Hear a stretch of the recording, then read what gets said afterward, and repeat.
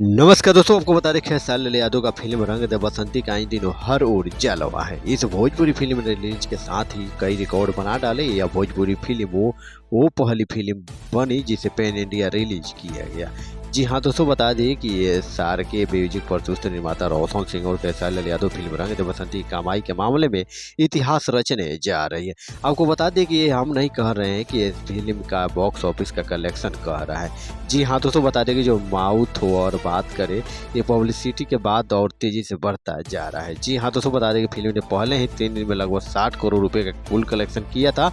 वहीं लेकिन अब रंग दे बसंती फिर बॉक्स ऑफिस कलेक्शन यानी 5वें दिन की बात करें तो यहाँ का तेजी से बढ़ा गया है। वहीं दोस्तों बात करें कि जैसा कि Bhojpuri film pan India release नहीं होती है, लेकिन रंग दे बसंती की परिपाटी को तोड़ते हुए पैन इंडिया रिलीज हुई है।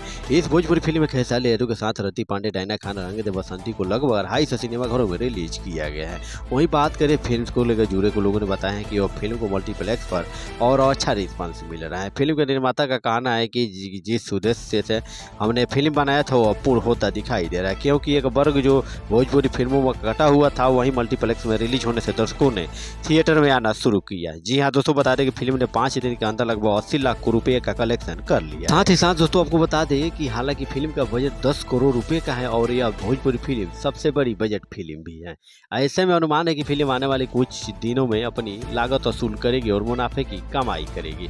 फिल्म के लिए सबसे सकारात्मक बात यह है कि उसके दर्शक मल्टीप्लेक्स पर फिल्म को खूब एंजॉय कर रहे हैं और लोग एक दूसरे के लिए इस फिल्म को देखने के लिए भी कह रहे हैं। दिलचस्प है कि भोजपुरी फिल्म रंग दे बसंती को उड़ीसा, राजस्थान, हरियाणा, अहमदाबाद, पश्चिम बंगाल, छत्तीसगढ़, हैदराबाद, चेन्नई और मध्य प्रदेश में भी रिलीज की गई है, जिसके डायरेक्टर हिमांशु सिंह हैं।